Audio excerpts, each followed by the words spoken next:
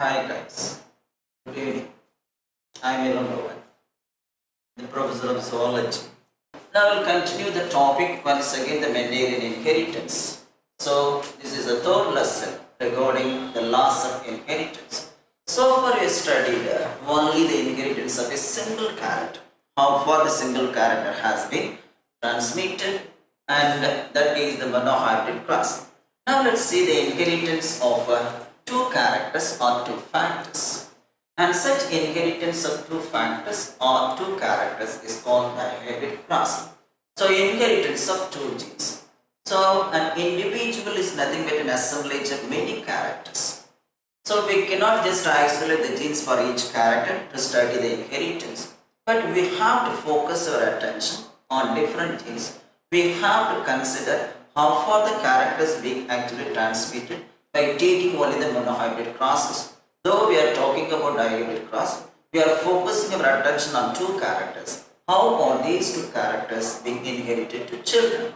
So crosses involving two different pairs of characters or crosses involving two different pairs of alleles. Simply we can say the dihybrid cross.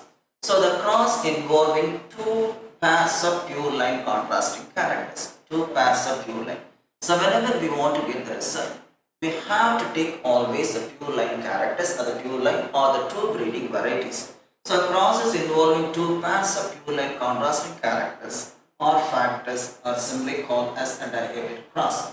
Now this two factor cross is nothing but again a genetic cross involving two characters. Suppose for example we are taking the color of the cotyledon and the shape of the seed.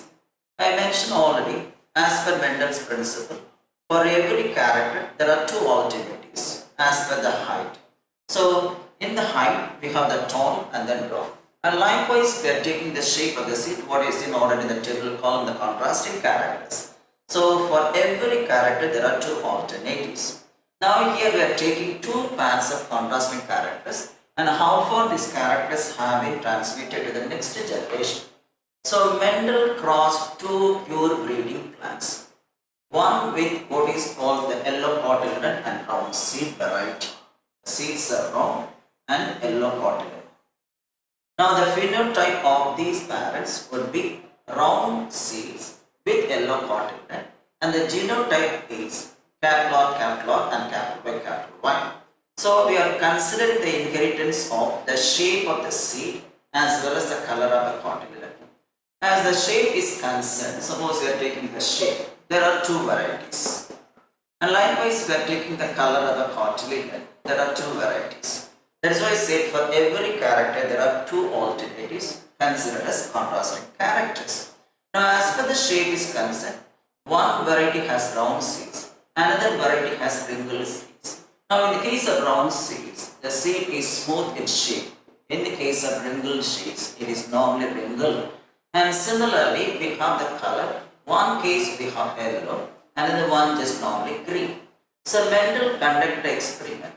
Which of these two characters, suppose we are taking the shape of the seed, which is considered as the dominant character and which is the recessive character. And for that he did first monohybrid cross, focusing attention only on the character, namely the shape of the seeds. So when round seed variety is crossed with what is called the wrinkled one, round and then wrinkled we are taking. So in the F1 generation all round variety, when this F1 round is self-fertilized, he received in the F2 generation 3 round and then 1 wrinkled variety.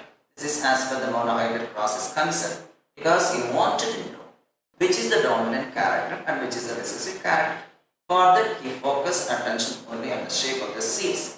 So when round seeded variety was crossed with the wrinkle, we received the F2 generation in the ratio of 3:1. And similarly, he crossed also the yellow cotyledon variety with the green cotyledon. The F1 generation, all the individuals obtained are actually yellow. So that showed that the yellow cotyledon color is dominant over the green. So here also in the F2 generation, he received the monohybrid ratio of 3:1, that is 3 yellow and then green. So in this manner, he obtained the results and also just obtained which is the dominant character and which is the recessive character. So as per the shape of the seed is concerned, the round is dominant over, that is wrinkle variety, and now this yellow color is dominant over green. So this is based on the monohybrid cross. So here we are concentrating actually the inheritance of two pairs of characters, and both, that is the shape of the seeds as well as the color of the cotyledons. Now when we make a cross, so what actually got it? That is, in the F1 generation, all the individuals are having the genotype of that is capital R small r, capital Y small y. As we have two different pairs of genes differing from each other, this is what is called a double heterozygous. And this is one heterozygous, another one, this is heterozygous for two characters. That's why this individual is called double heterozygous individual, or we can say simply dihybrid.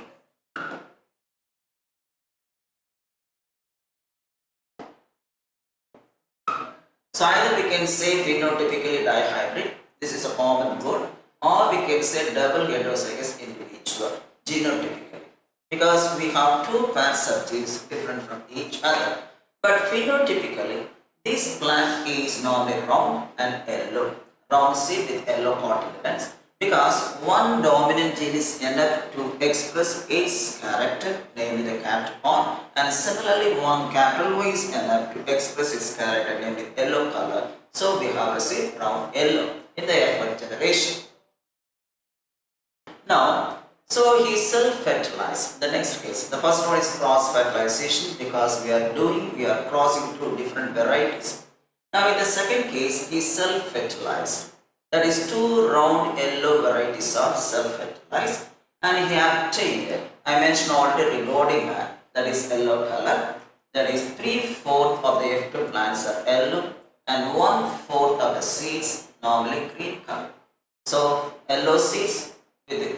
So we have just, in the first case I made a mistake. So in the first case he received normally 3/4 of the plants had yellow and 1/4 had green seeds. This is actually the monohybrid cross ratio 3:1. And similarly, and he received, as I mentioned earlier, regarding what is called the shape of the seeds, 3 round and 1 wrinkled variety. That means in the first case, the yellow color and the green color varieties are segregated and formed the ratio of 3:1.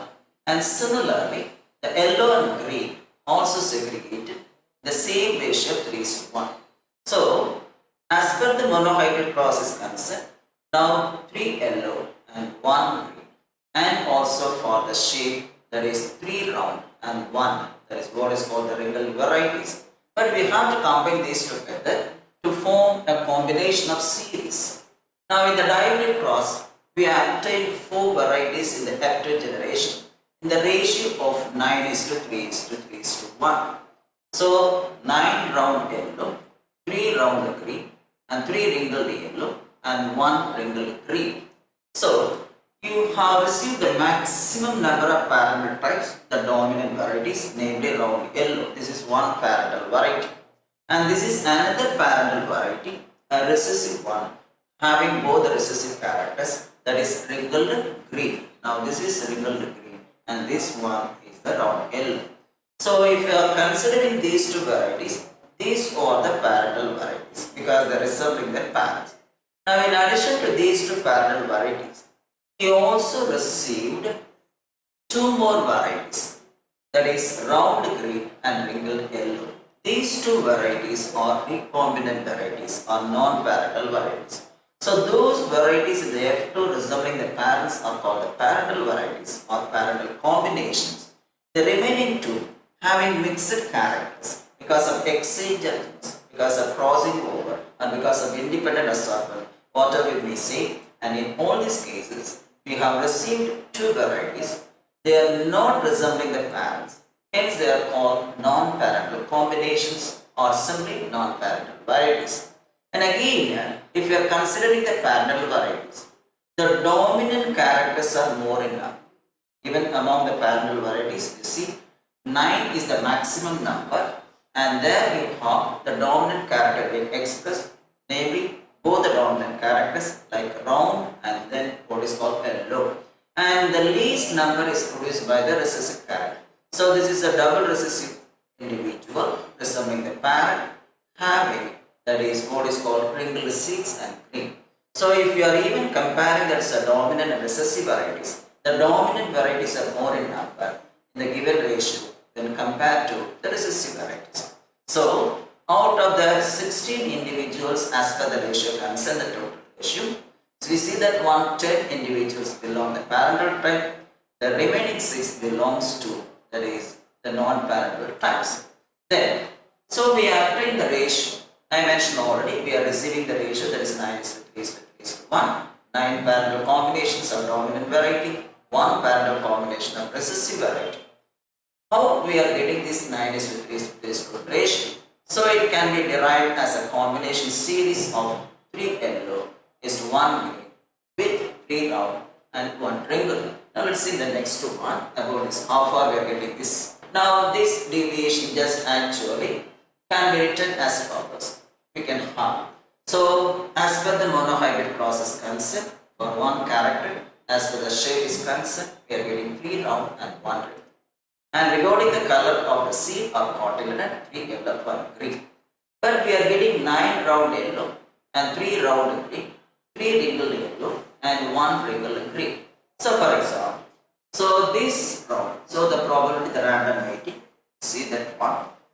So 3 into 3, just we will get round yellow, 9 round yellow. Then we are taking another variety, this one. So this is actually the random mating process in nature. We have the independent assortment. These individuals are because of independent assortment. We are going to see the next. That's the topic. Now this probability would be, so 3 into 3, round yellow 9. And now just 3 round, just 1 green. We are getting 3 round green varieties. And similarly, so this is actually once again the independent assortment. This is the random combinations. So 1 into 3, see that 1, 3 wrinkled yellow. And this 1 into 1, just 1 wrinkled green. So this is the way what we received the random combinations of varieties. And this is because of also another phenomenon what is called independent assortment. So it's related what is independent assortment. So as per Mendel's concern, these probable number of individuals are formed in F2 because of one phenomenon what is called independent assortment. But now we have the probables. He has chosen actually some characters and those characters are actually inherited independent of other characters because the characters what he had chosen, they located on different chromosomes, the genes. But here a new phenomenon what we have. The new combinations and non-parental combinations are produced because of crossing over process. As per Mendel's concern, he did not know anything about crossing over.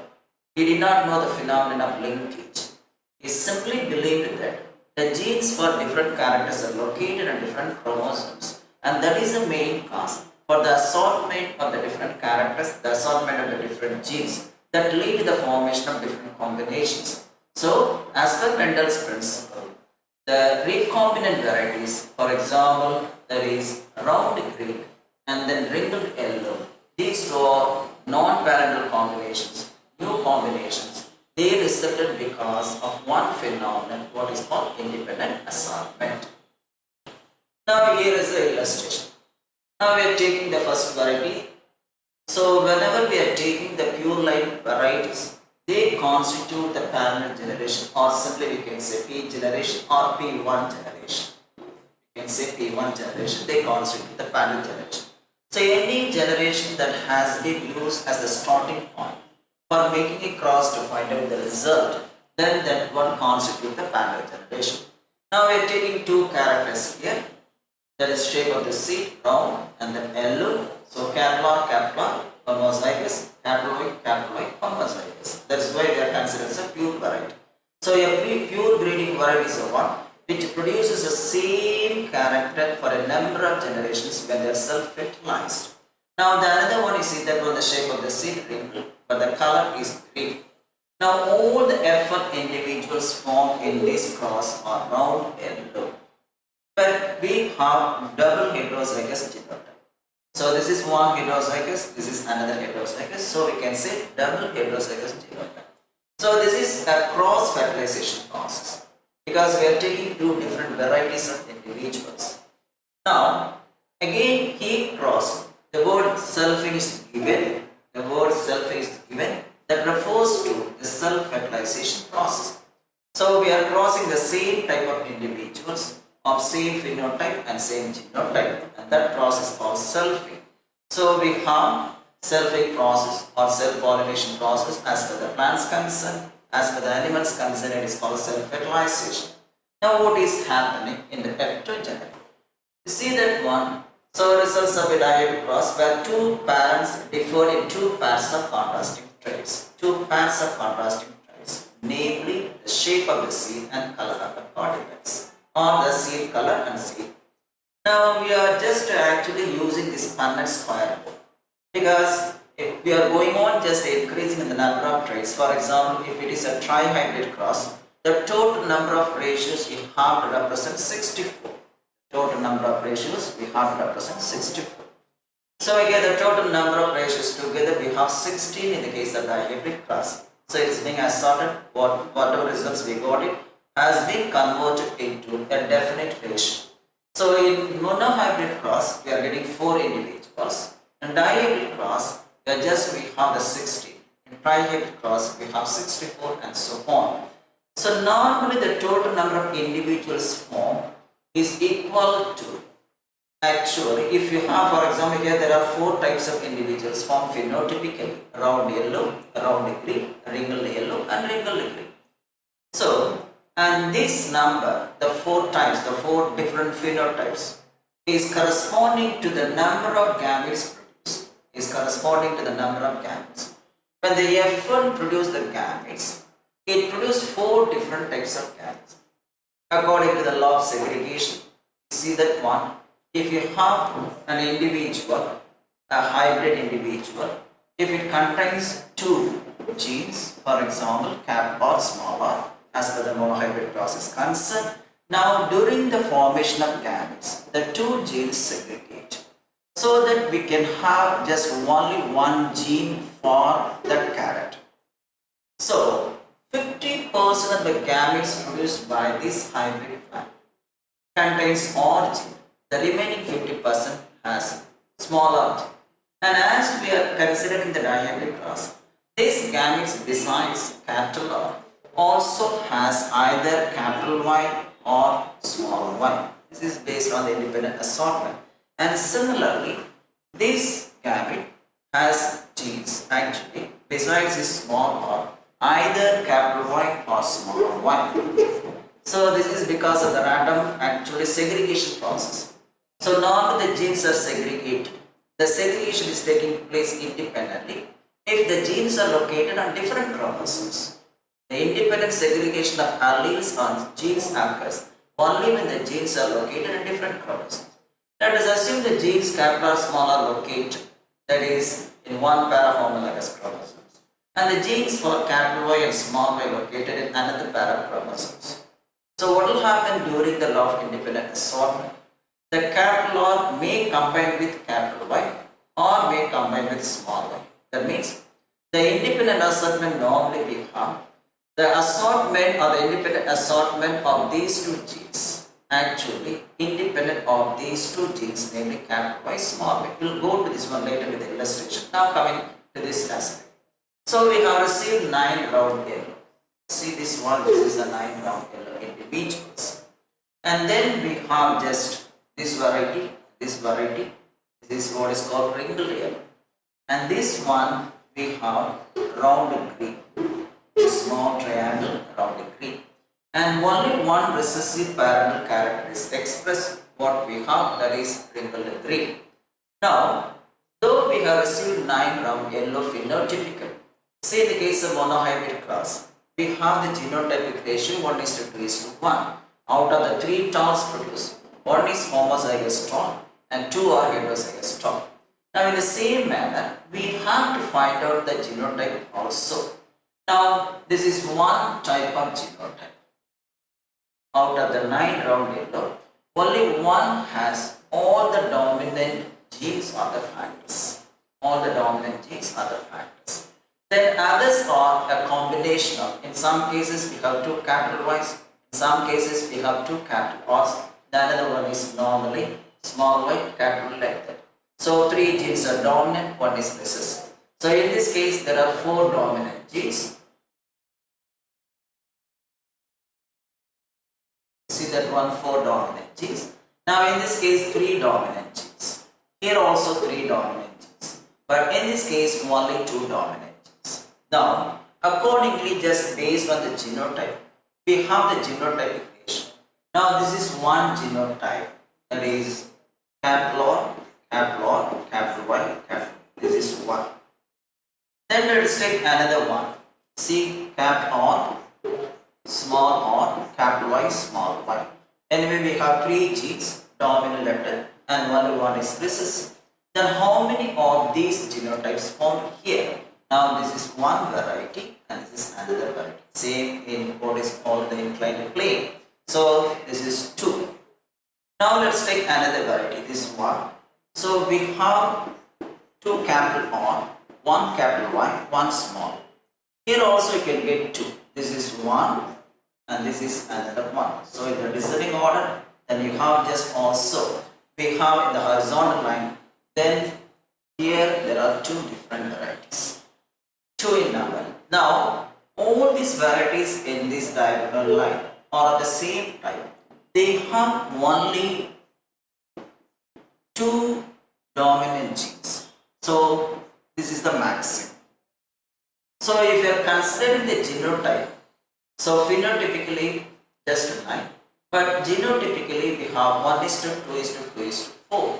So altogether this is regarding the round yellow variety. So 9. So we have the genotype 1:2, 2:4. Now let's take the next variety. This one, the round green. So out of this, here also we have two genotypes, and these two are one variety. See that one? These two are one variety. That is capital R, capital R, capital R, capital Y. Then capital R, small y, small y. This is actually a one. So whenever you have actually all the genes somehow, suppose you are taking a pair of genes similar, the pair of genes similar, that variety is always represented by only one. So we have this variety. This is one variety. And here I represented the two varieties. Capital R, and this one is only one. And these two varieties, sorry, I made a mistake. This is one variety. These two varieties. So capital R, small y, small y. This is 2 in number. And these two varieties are round green. So we are adding this ratio 1:2. 1:2. So 1:2:2:4 1:2. Then what about the remaining? Now this is another variety. And here also we'll get, this is only one variety with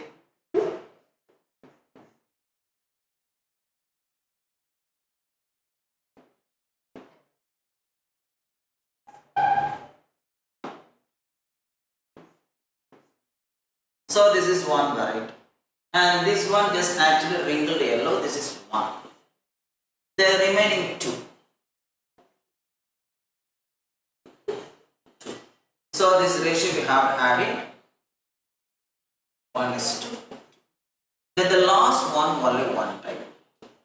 So altogether we have, you see that one, the phenotypic ratio is 9:3:3:1, whereas the genotypic ratio is entirely different.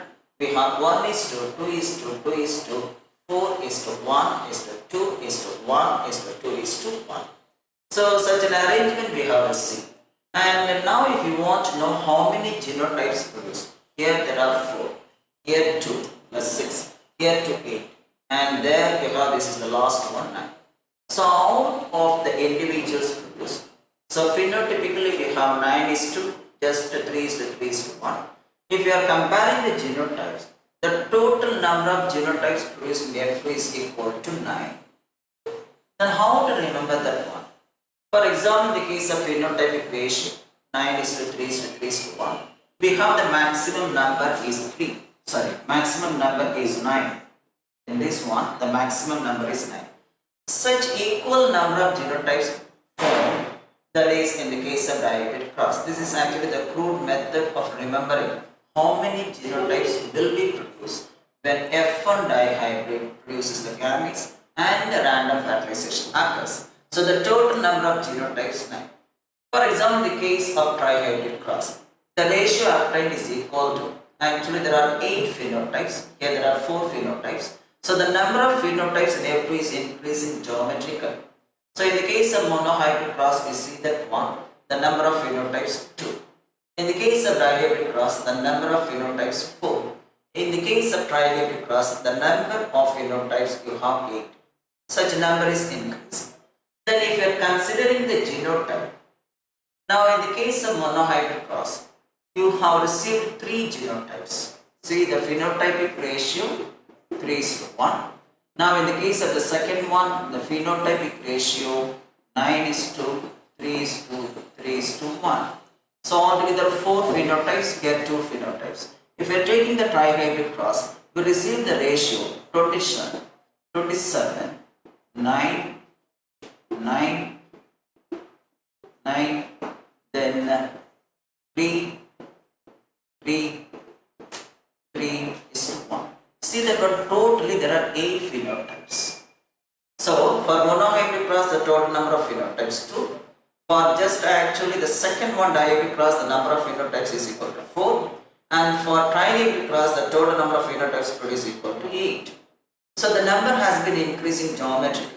And similarly, if you want to just compare the number of genotypes, see the maximum number, this one is a crude method. So the total number of genotypes formed in monohybrid cross is 3. The total number of genotypes formed in the case of dihybrid cross is about 9. And in the case of trihybrid cross, it is not possible to write everything here. But we can assume the total number of genotypes produced by a trihybrid individual in F2 generation is equal to 27. So phenotypes 2, 4, 8, the number is increasing geometrically. And if you are considering the genotypes, we have take the first number. The first number here 3. So 3 genotypes. Here the first number is 9. So the genotype is 9. Here the first number is 27. So the total number of genotypes formed by a trihybrid individual in F2 is equal to 27. So this is actually somewhat a crude method, but we can remember.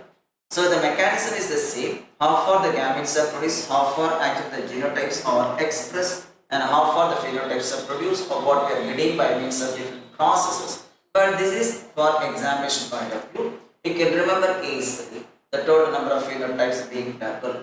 Once again, the number of phenotypes produced in F2 is normally equal to the total number of gametes produced by F1. For example, in the case of monohybrid cross, the monohybrid individual produces 2 different types of gametes. You know that one 50% with a capital T and 50% with a small t. And in the case of the second one, the total number of gametes produced, that times 4.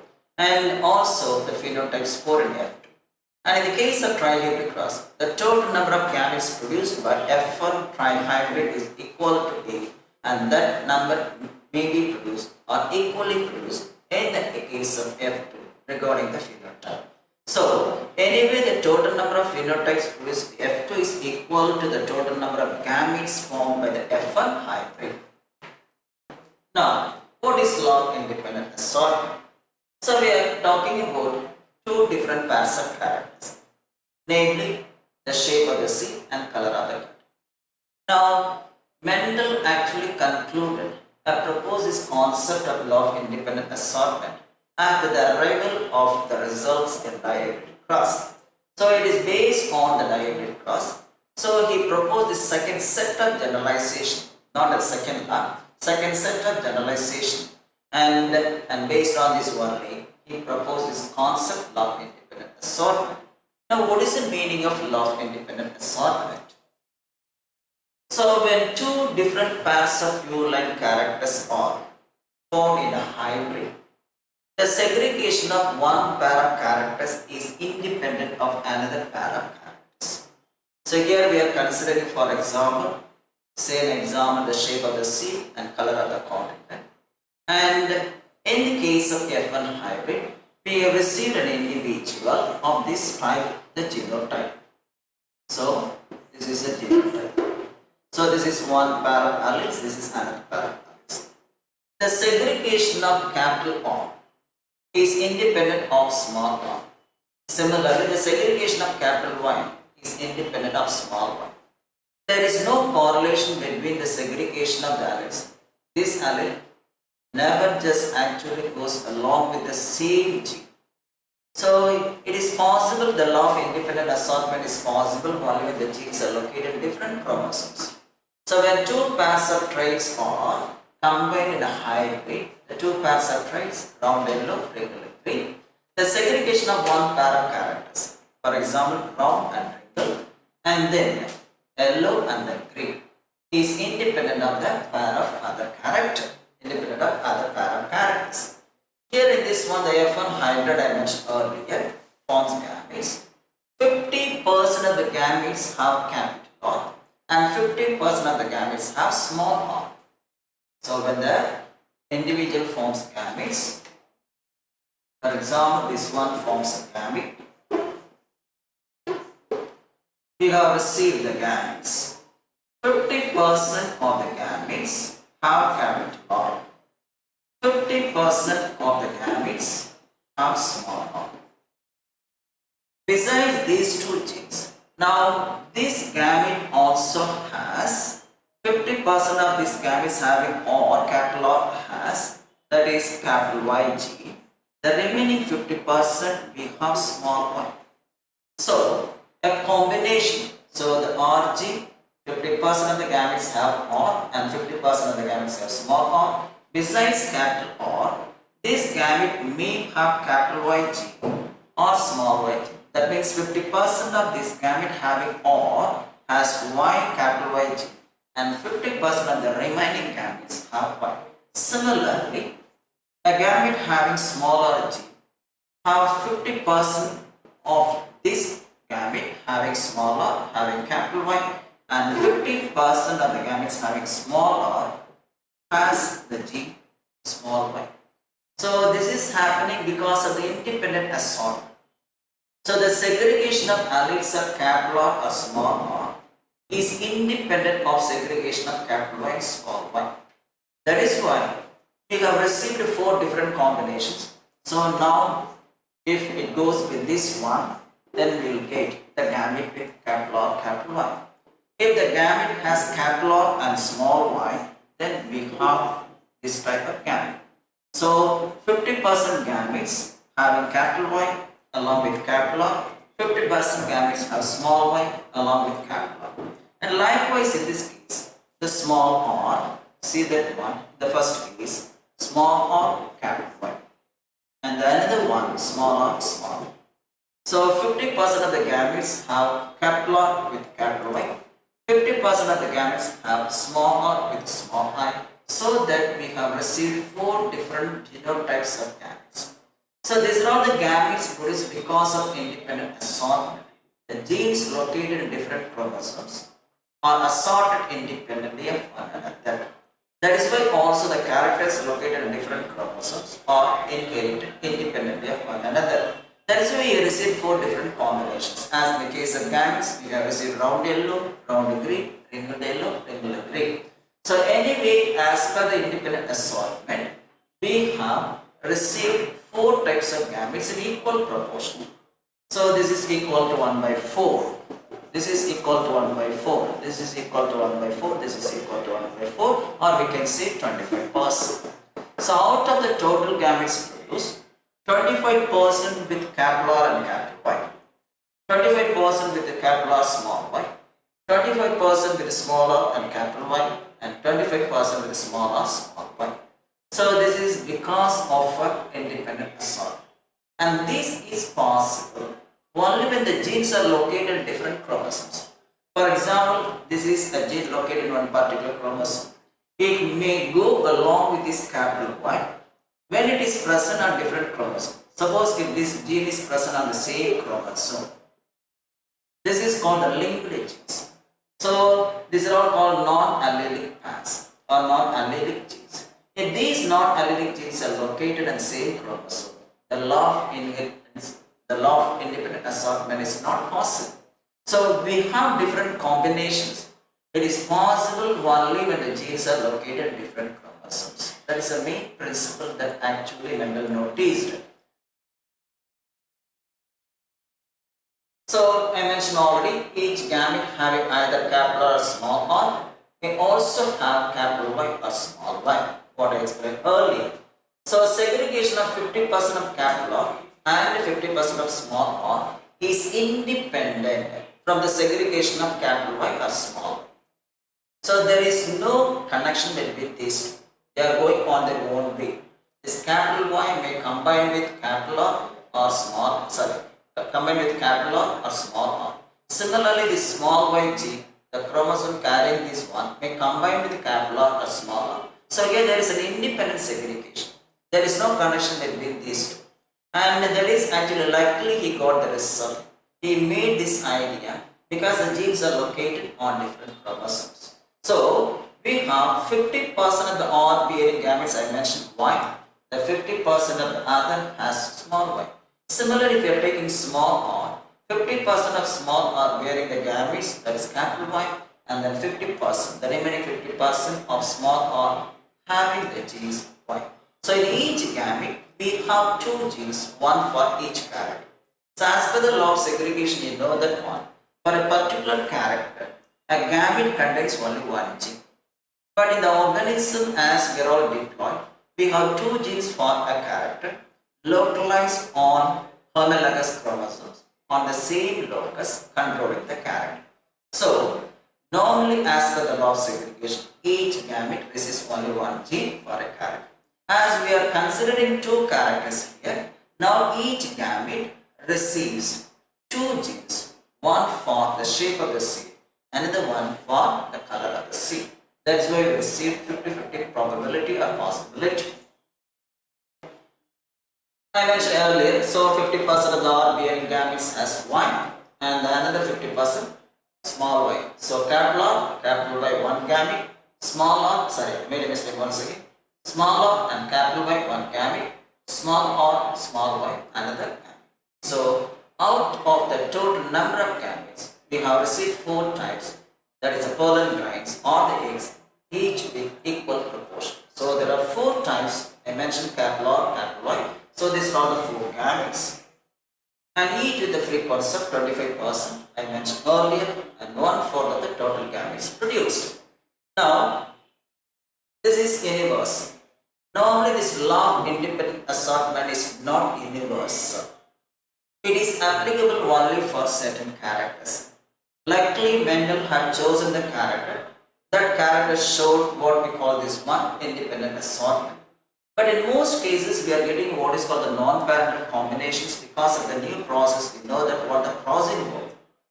So here also we are getting non-parental combinations as in the case of Mendel's process, that is an experiment. So he received non-parental combinations because of independent assortment. So this independent assortment is not universal. It is possible only for certain characters. That's why I stated here, law of independent assortment is possible only when the genes are located in different chromosomes. Suppose if you have the genes localized on the same chromosome, normally the genes are linked and there is no possibility of law of independent assortment. That is, actually there is no independent assortment of the genes. So anyway, the law of independent assortment is not universal, and that too it is possible only when the genes are localized on different chromosomes. But now non-parental combinations are produced because of the crossing over, as per the new concept just made by different scientists. Now I mentioned earlier how are the genotypes and how are the phenotypes produced. Now altogether 9:3:1. The probable number of genotypes altogether is equivalent to 9. So the total number of genotypes you can remember easily by taking this maximum number in the phenotypic ratio. Such number of genotypes produced here. And similarly, I mentioned the case of monohybrid cross. the possible number of genotypes 3. The phenotypic ratio, you know that one, 3 is to 1. You take this number, such a number of genotypes will be produced in the case of monohybrid cross. And in the case of trihybrid cross, we have received the maximum number 27. This is the maximum number. And afterwards we have 9 and so on. Now such a number of genotypes will be produced. So for examination point of view, you remember this one. So the maximum phenotypes is equal to the number of genotypes produced. And again here the maximum phenotypes 9. So you can count this one, totally 9 genotypes produced. And likewise in the case of trihybrid cross, the maximum number in the ratio 27. Such number of genotypes will be formed. Now these are all the basic concepts what we have received. And before that, how far these characters, actually the mechanism lying behind the law of independent assortment.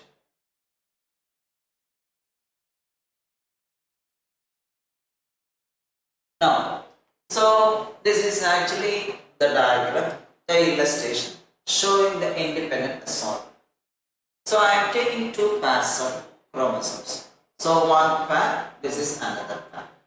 So one orange, one yellow, that represents one pair of homologous chromosomes, and this one green and then red, another homologous pair of chromosomes. Now just let's assume the gene capital R located in this orange chromosomes. Now this is a duplicated chromosome but considered as only one. So this is another member of the homologous pair. Maybe this is the paternal and maternal chromosomes. Let's assume the individual is heterozygous. Now the capital R gene is located here in the fifth locus and small r is located maybe possibly again in the sixth locus of these two chromosomes, and these two are the homologous chromosomes. Now another pair of chromosomes. There you have the genes form, that is the color. I am taking here yellow gene here in the green chromosomes and then green gene that is in the red chromosomes. So what will happen to it? So normally the genes are located in different chromosomes. The capital R and small r located in one pair of chromosomes. The capital Y and small y are located in another pair of chromosomes. Then only we can have the independent assortment possible. Now this is the first possibility. So what will happen during gametic formation? Normally at the time of gametic formation during meiosis 1, the different pairs of chromosomes align themselves in the metaphase plate. This is what we call this one, the metaphase plate. So normally the segregation of the chromosomes occur during anaphase 1 of meiosis. Now let's assume the chromosomes are separated. So normally during meiosis 1 only the chromosome number is reduced to haploid. Now what will happen? You see these two chromosomes get assorted. Now we have capital R, capital Y. Now in this case, this is the gamete with capital R, capital. And this is the gamete with capital R, small r, small y. So we have 50% of the gametes are having capital R, capital Y, and 50% of the gametes are having small r, small y. So these two are called the parental gametes because these gametes are resembling the gametes produced by the parent. Now let's check another probability. Now the alignment of the chromosomes are different. Now once again I am taking capital R. Now in this case we have small y. So I am shifting towards this side. So red normally having Y gene. And in this case no change, the first one. Now the green color, so it carries normally the Y gene. That is here I represent. So here this is one alignment, this is another alignment. That means the chromosomes are aligning themselves in the metaphase plate. They are arranging themselves in the metaphase plate in a different manner. Now what will happen just during that process? Now instead of this R gene combined with the capital Y, that is this chromosome. Now this chromosome goes along this one so that we are getting this gamete. Now what will happen? This gamete, so now this chromosome having the R gene goes along with a chromosome having small y. So now we are receiving the gamete. This is one type. Now we will have this one. This is R capital Y. See, as the chromosomes are assorting independently, so this is one type of gamete having capital R, capital Y. This is another type of gamete having small r, small y. This is a third type of gamete having capital R small, right? The fourth type.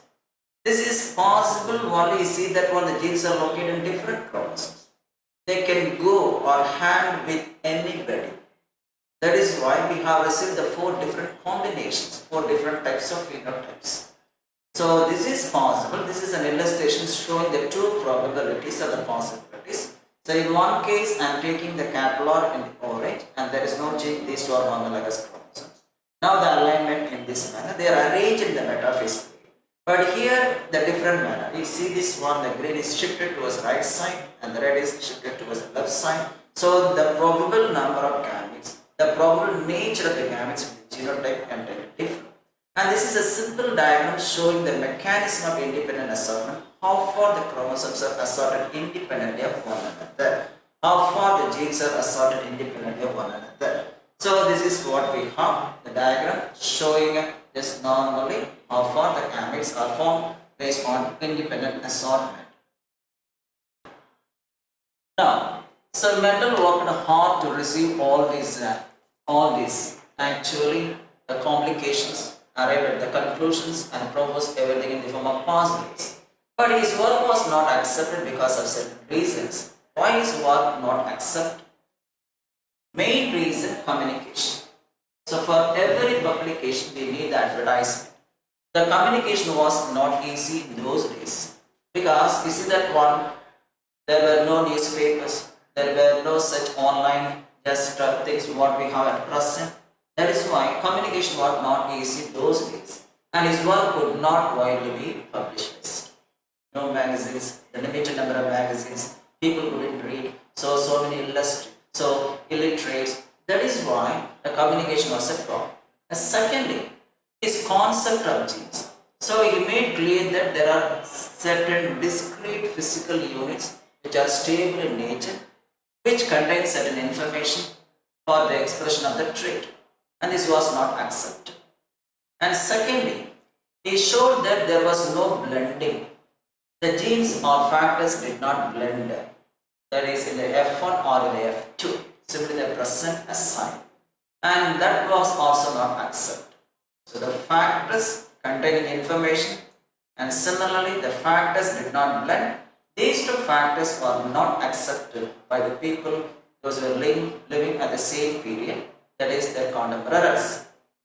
Then the third reason why his factor was not accepted, and he used mathematics.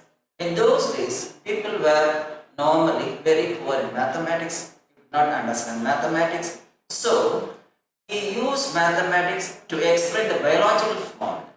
Normally people never understood why mathematics being used for biological explanation. That was also not accepted. It's a new concept, new idea. Use mathematics in biology and new idea at the time. That is why it was not accepted by his co-workers.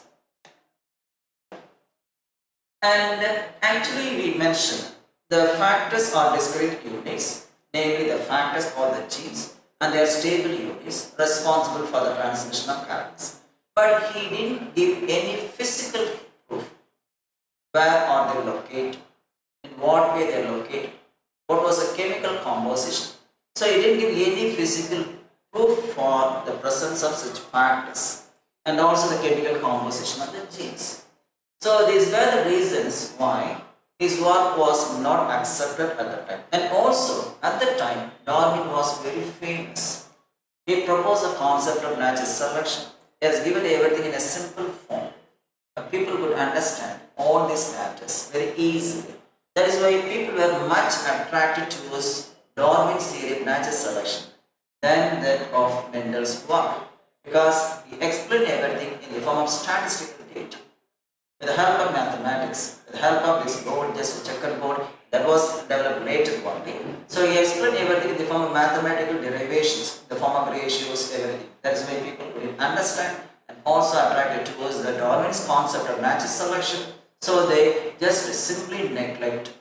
So his work was normally rediscovered only in 1900 by three scientists, Paul Kurans of Germany, Erich Shermer of Austria, and then just we have Hugo de Vries of Holland. So Hugo de Vries of Holland then Karl Collins in Germany, and then Eric Sherman rediscovered Mendel's principles. Then only his laws were, his postulates were just explained to the public and made into laws.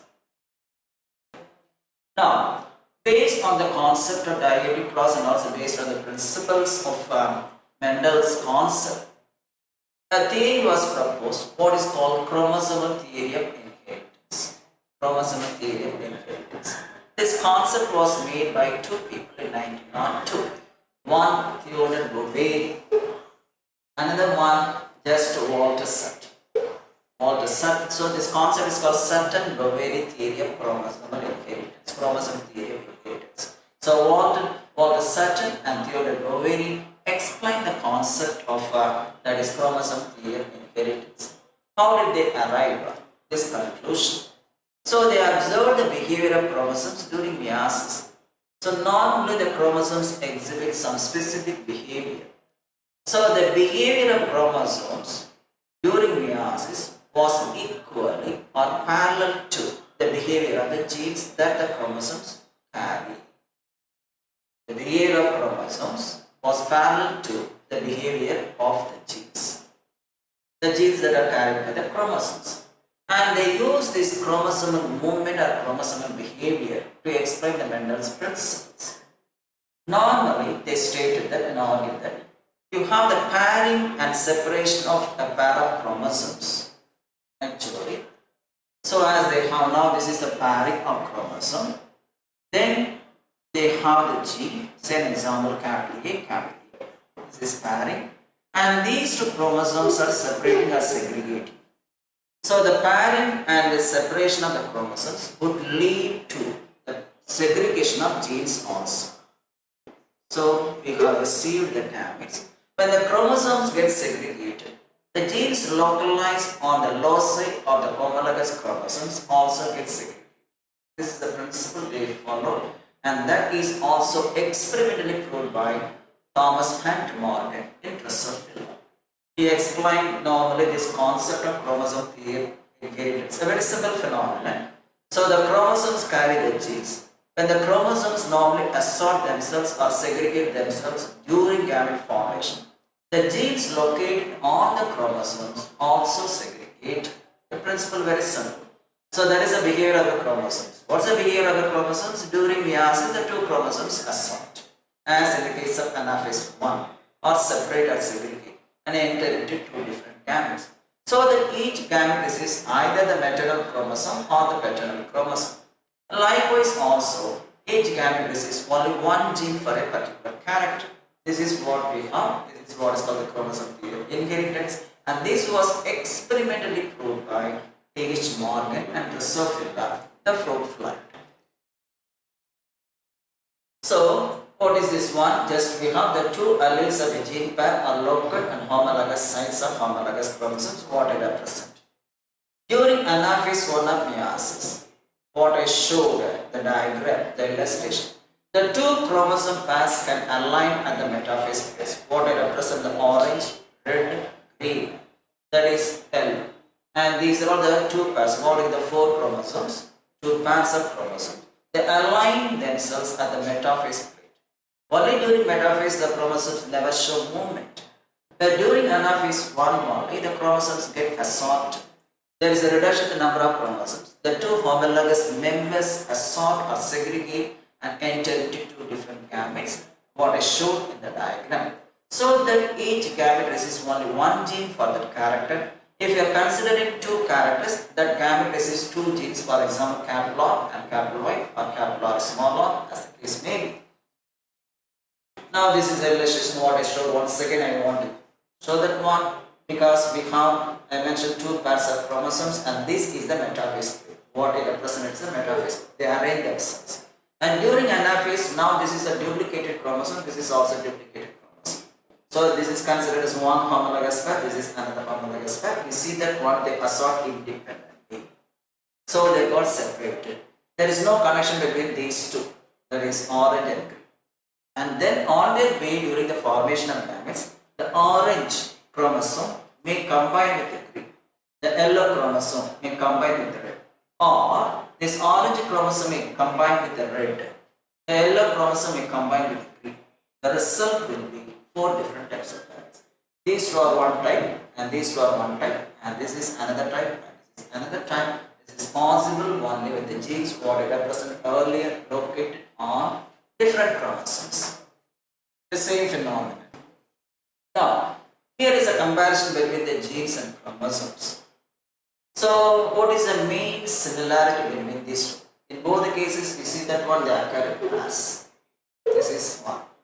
Then they segregate. Suppose, for example, this is a gene and this is a gene.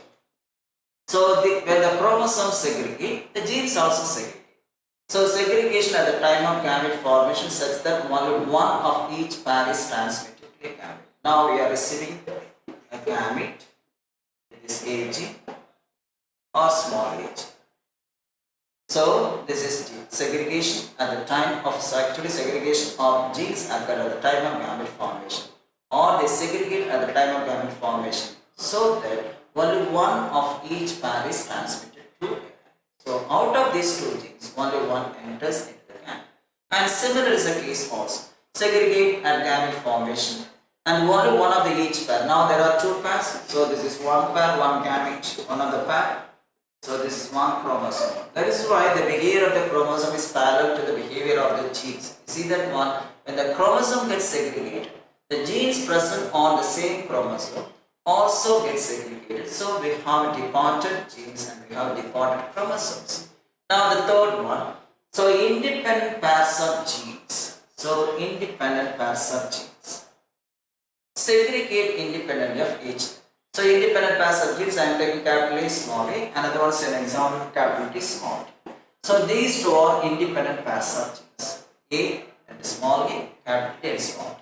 And these genes are actually segregating independently of one another. Now, here, the chromosome. One pair segregates. Suppose this is one pair, what I represent in the case of this is another pair. So, one pair segregates independently of another pair. So, what I represent the yellow and then just red, then we have that's orange and then actually red, and the yellow and the green, and like that in whatever just actual combinations. So, one pair of chromosomes, there is no connection between these two, and this one segregate independently and this one also segregate independently. So, one pair segregates independently of another pair. This is what is happening during the formation of gametes. There is a main difference between genes. So, the first two characters are similar to gene and chromosome. The third one somewhat entirely different, just a little bit, not much. So, I mentioned earlier the experimental verification of the chromosome theory of inheritance was made by Thomas and Morgan and Drosophila melanogaster. So, the main concept after his observation, he made everything clear that the variation in animals or plants, generally we can see variation is caused by sexual reproduction. So, sexual reproduction is the basis for all types of variations. And he conducted experiment in the case of Drosophila melanogaster to explain the phenomenon of chromosomal theory of inheritance. And he used this Drosophila because it is having only 4 pairs of chromosomes. And what is the reason why we are choosing this one? Why Drosophila has been chosen for genetic study? That is by men, that is by Morgan. Then let's see this one later in the next class. Let's discuss about this one. So, on that time. So, I will conclude with this one. If you have any doubt, just kindly send a call and we will discuss, give the answer for that one. Thank you for your cooperation.